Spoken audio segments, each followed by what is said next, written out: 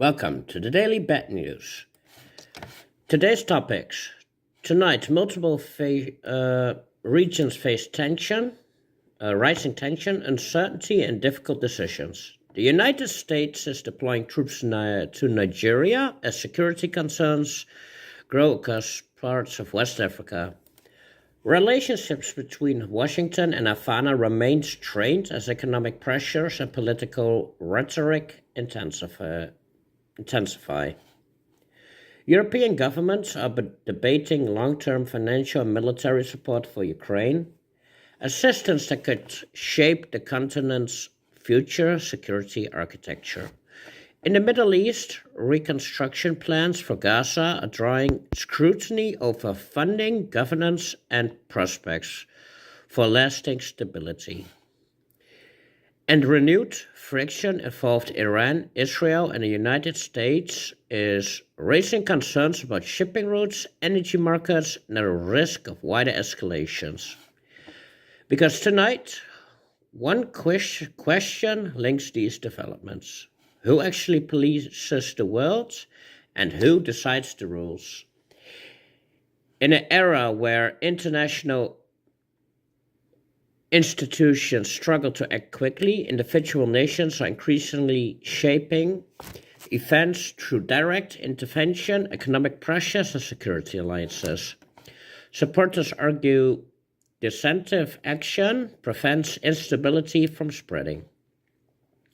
Critics warn it risks creating a world governed by power rather than consensus. We begin with a closer look at how these competing approaches redefine global order. So we're going to start with Nigeria. Let me quickly check this. Okay, so this doesn't actually have a lot of news, unfortunately, but this one does. About 100 U.S. troops plus equipment have arrived in Nigeria to help train soldiers in West African country as the government fights against Islamic militants and other armed groups. The Nigerian military announced Monday they arrived following a request by the Nigerian government to the U.S. government for help with training, technical support, and intelligence sharing.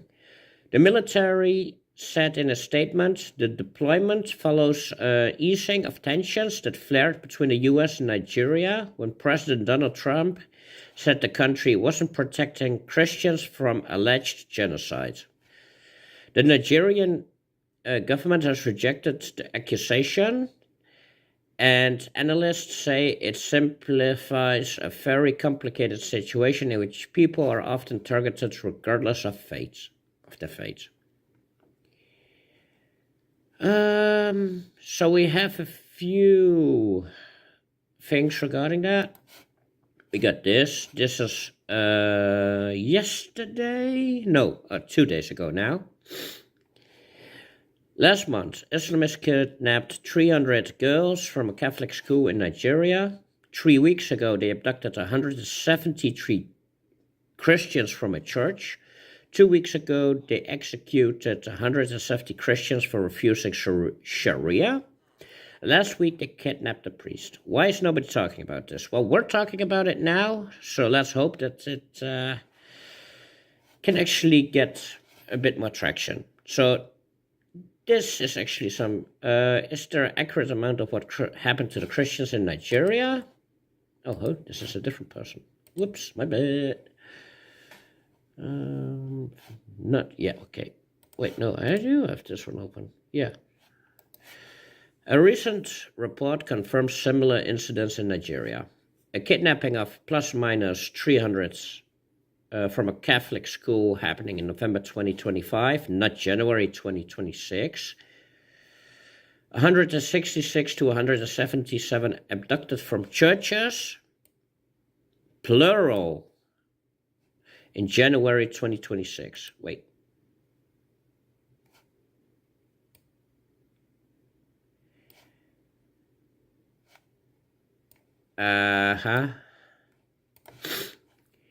162 to 200 killed in February 2026 after refusing Sharia demands. A priest and other kidnapped February 7, 2026. Perpetrators often linked to Islamist groups. Details vary by source.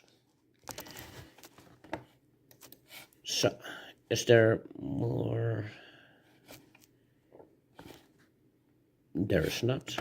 So that is the first segment. Let me quickly check where everything is. So relations between okay, we're on to our next.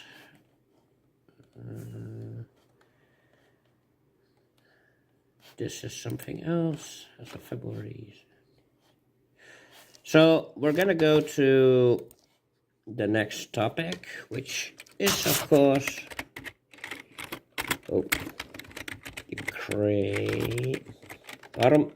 Okay, well I don't know why my Ukraine. Not Wikipedia. I just need a map. Okay, here. There we go. So I have a few questions regarding this. As a Dutch person, I can see there's a lot of our money going from all the way over here to here. This upsets a lot of people as we have all of the migrants that come from here and basically here. They're all coming to these little countries here. So what's going to happen with the Middle East once that happens? What's actually going to happen with the money that gets sent to Ukraine? Also to Moldavia. Nobody really talks about it a lot, but there is also war happening in Moldavia. If you want a more in-depth analysis for that, please let me know in the comments down below. But for now, we're going to start off with, as of February 17th, 2026, Europe, primarily through the European Union, and individual member states remain a major pillar in support for Ukraine amid Russia's ongoing war of aggression. Now in its 5th year, with apparent reductions of halts in U.S. military aid under current administration, Europe significantly stepped up its stabilize and sustain assistance. Major recent developments: a 90 billion European Union loan package. The European Parliament recently approved on February 11, 2026, a landmark $90 billion loan for Ukraine, covering 2026 and 2027. This was agreed at the European Council in December 2025 and formalized through EU institutions?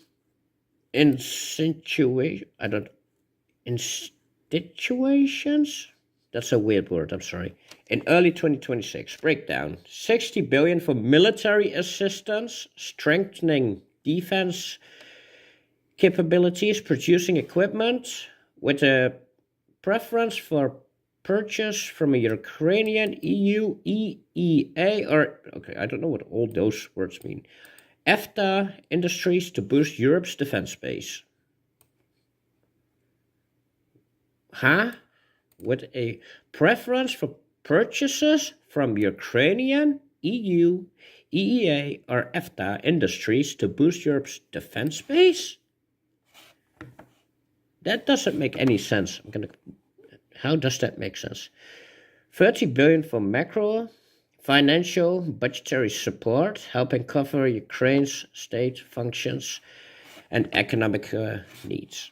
This loan is financed via EU borrowing. So we're also borrowing it. Okay, well, that makes sense. Potentially repayable using immobilized Russian assets and uses enhanced cooperation, including opt-out from Czechia, Hungary, and Slovakia. I might be saying those names weird, but it's just how I know them. It's Hungary, Slovakia. Wait, is this in Dutch?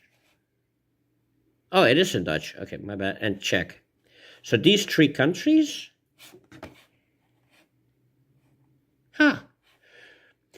First, Distributions are expected in early Q2 of 2026. So that's what, another 2 months away? Yeah, starting April-ish.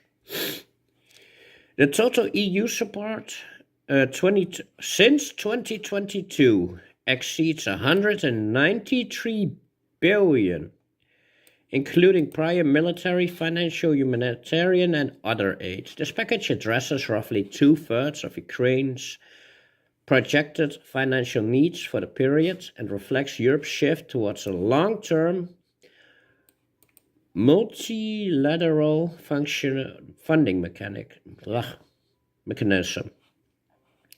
Broader European support trends. According to Q Institute's Ukraine Support Tracker, updated February 11, 2026, in 2025, European military aid rose 67% above the 2022-2024 annual average. Non-military financial humanitarian aid increased by 59%. That one I can understand. Overall aid volumes stayed relatively stable despite U.S. reductions, thanks to Europe's expansion. Military aid remains more bilateral, led by key donors, which financially aided in increasing EU level, even more evenly shared by the GDP. Individual countries, bilateral commitments. Germany plans 11.5 billion in 2026, significant military increase. Smaller nations like Denmark, Latvia, Estonia, Lithuania, and other pledges GDP percentages are specific sums for air forces, drones, etc. Initiatives like NATO's prioritizing Ukraine's required list, Pearl, see growing European contributions to joint procurements, e.g. air defense and drones. Additional efforts include integration of Ukraine into European defense productions. Focus on priorities like air defense, military support, and joint projects. Discussions at the Munich Security Conference, February 2026, emphasized long-term coalition of the able support, with Ukraine's positioning as integral to Europe's security architecture, no longer just a buffer. It's almost like this was planned all along. Well, there's going to be a lot of money that's going from these countries into here, and then this is just going to fall. And guess, is there going to be a World War III? Because honestly, like, Europe deserves it at this point. They keep sending money and resources to Ukraine. They sold their, like the Netherlands sold their whole dead tanks. So I don't know why we're trying to play world police when even the U.S. with their military advantage can't do it. All right, going on to segment number 3. It's the U.S. Canadian. I'm going to keep this one short. We have a different video about it. There was a plane that landed in Cuba. Ever since then, tensions have escalated again. So, current status. The Trump administration has escalated measures. Oh, wait, let's actually, hold up. I know where Cuba is. I don't. Oh, wait, I do. Ha! I found it. So, Havana. That's not where I clicked. I clicked here. I'm clicking here. Okay, why is it? Is there also a Havana there? Okay, I don't care. Come on. The Trump administration has escalated measures significantly since January 2025, framing Cuba as supporting adversities like Russia, China, Iran, and groups as the Hamas, Hezbollah, while accusing it of human rights abuses and region destabilization. Key escalation. Following the U.S. military operation in early January 2026 that captured, removed Venezuelan President Nicolas Maduro, which is still such a stupid thing to do. Because, hey, you're going to get a... Well, they said it was a dictator. We're going to remove a dictator. Okay, well, who's going to stop people from calling you a dictator, as they have been doing for a long time, and just overthrowing you? Yeah, I don't think that was a good thing. A key Cuban ally. The U.S. cut off Cuba's access to sustained Venezuelan oil. Previously 27,000, to 35,000 barrels a day. On January 29th, 2026, President Trump signed an executive order declaring a national emergency regarding Cuba under the International Emergency Economic Power Act. Okay, I'm not even going to try to pronounce that. This authorizes tariffs on imports from other countries that directly or indirectly supplies oil to Cuba, essentially creating a secondary blockade on energy shipments. This goal is to starve the regime of resources, citing its malign ties and threats to U.S. interests. Impacts on Cuba.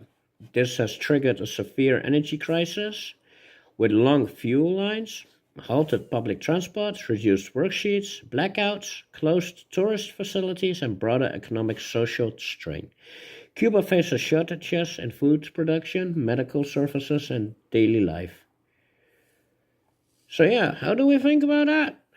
Because I think that's most interesting. The Gaza reconstruction plans as of February 17th, 2026.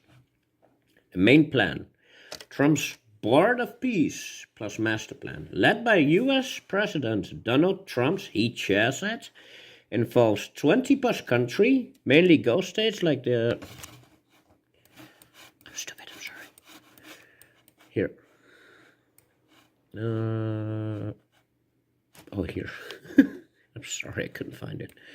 Gaza.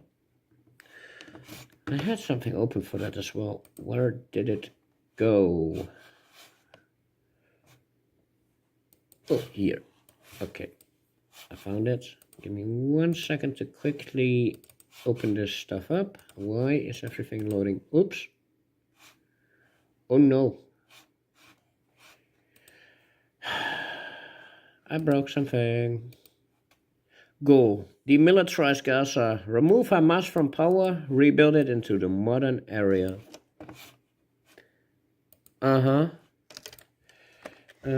Gaza rebuild plans.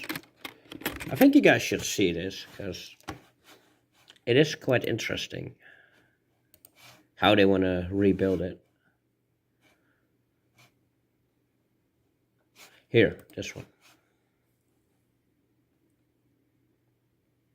Will this ever work? I don't think it will. It's been a long time.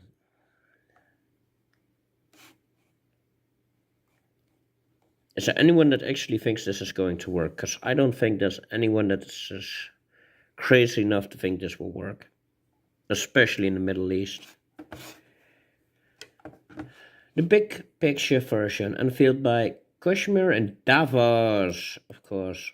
January 2026. TASS turned Gaza into a new Gaza with a beachfront hub compared to Dubai, Singapore. Featuring coastal skyscrapers, 180 plus, towering for hotels and resorts, 100,000 new homes, schools, hospitals, data centers. Factories, new airport, seaports, parks, and jobs for hundreds of thousands. Start in Rafah, New Rafah, then moves north. Timeline 2 to 3 years? Really? For the first phase? Rubble clearance, basic housing, infrastructure. Full rebuild takes much longer. Yeah, you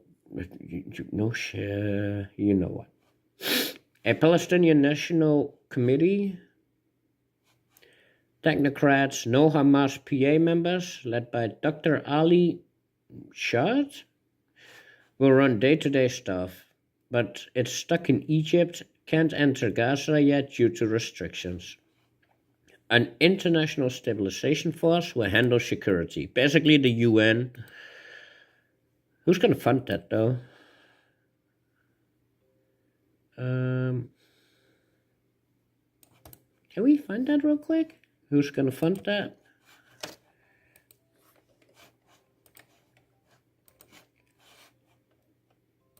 The same United Nations that failed in Africa is going to go do this now.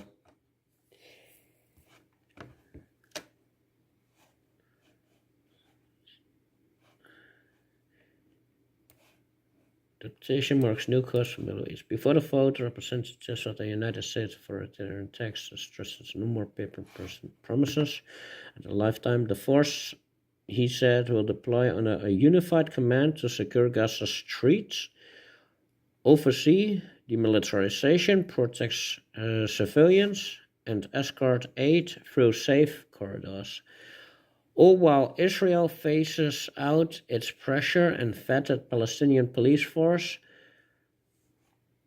and a vetted takes over a new role, he said. While nothing concerns expressed over lack of clarity on certain points, he nevertheless warned against hesitations and emphasized a vote against this resolution is a vote. Because the United Nations is known for its stability, right? Anyways, total cost estimate 70 plus billion to the United Nations and world estimates. Who's funding this, though?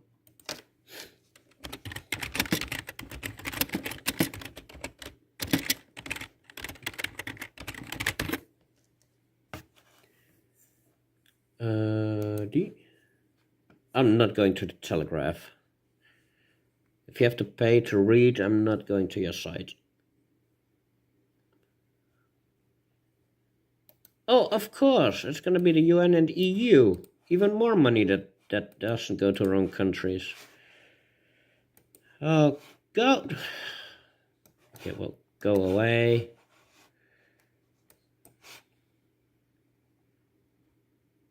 It's a lot of rubble.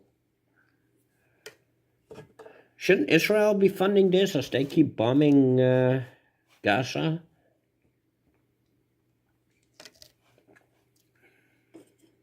Much for it. This is a long time ago, eh? Strongly endorsed the Egyptian plan and pledged the UN's full cooperation in implementing it. The president of the African Union, I'm not going to try to pronounce that, also attended the Cairo summit, and he gave the plan his explicit support, with a commitment to help realize it. Since then, it's been endorsed by the EU statements from EU Foreign Policy Chief Katja Kallas and President Council Antonio Costa. Confirmed the EU see a plan to serious basis for discussions on Gaza's future. They offered concrete support from all 27 countries in addition. Okay.